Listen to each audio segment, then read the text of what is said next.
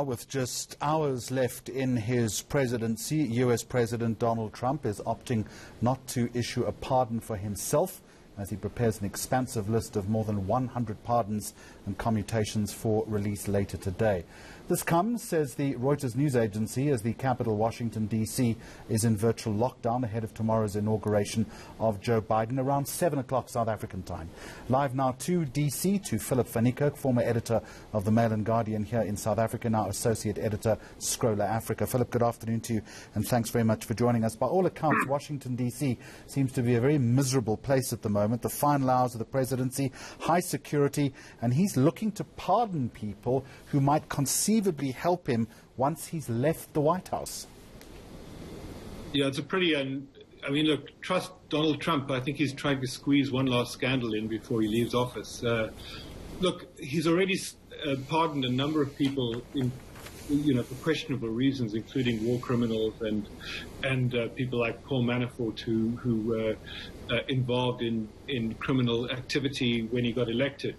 So he's talking about more than 100. It's his last, kind of little bit of power that he has, and we're interested to see who exactly he's going to include in that list, who hasn't been pardoned already. Apparently, he's not going to pardon himself. He's not going to pardon members of his family because they haven't been apparently under investigation or indictment yet for federal crimes. But he's going to leave office, I guess, feeling pretty miserable because he goes into a situation where I think the air is coming out of the Trump balloon.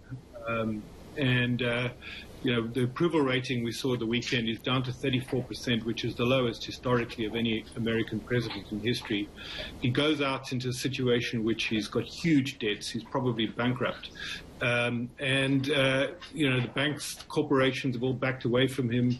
I don't know where he's going to get money for his business. His brand is destroyed. He's talking about raising 2 billion rand for a presidential library, which, I would suspect is some kind of a scam to get money to pay for his legal fees, because the New York State is coming for him for tax fraud. So if I'm Donald Trump right now, I might feel like I've got 24 more hours of, the luxury of power. But thereafter, I think things are going to go south very quickly. There's a delicious irony in the presidential library, Philip, given that he wasn't much of a reader, but we'll move on. He's not going to take or partake of any of the traditional protocols. The morning coffee with the incoming president, the traditional note on the desk that the person who's leaving office leaves for the new person coming in. In fact, as CNN is putting it, he's skipping town tomorrow around 8 o'clock in the morning. That's correct. He's going to be in Mar-a-Lago when Biden gets inaugurated.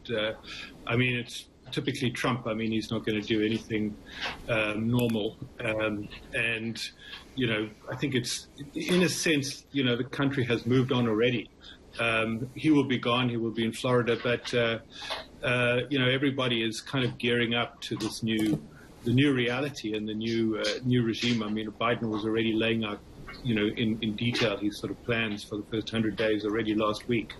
I think Trump is history already, even though it's kind of, for many people, bad history.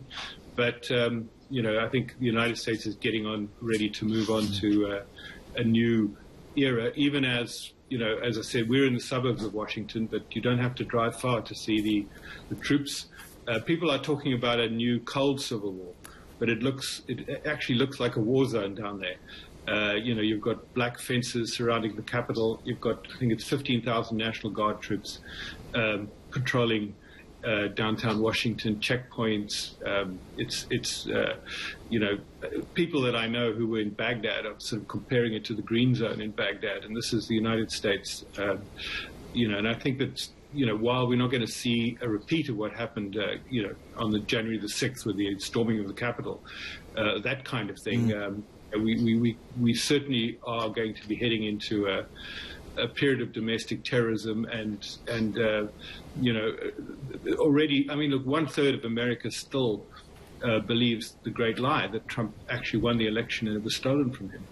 And within that 1/3 are kind of paramilitary groups and people who are willing to use violence to achieve political ends. So it's not like, even Biden becomes president, tomorrow, but the kind of reality of what has happened over the past 4 years is going to hang like a shadow over the United States for some time. And Philip, that fractured nature of American politics is also emblematic in a new poll that is just out today that says the majority of Americans like how President-elect Biden has handled the transition, but 53% are skeptical that he can ease this political divide. It's almost an impossible task. Where does he begin?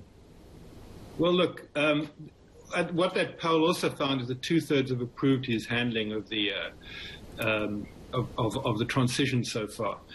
America is bitterly divided. It's, everything has to be seen in a very partisan light.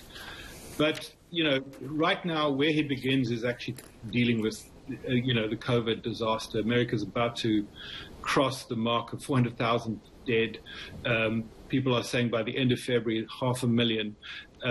And, they're going to focus a lot of energy on getting that right.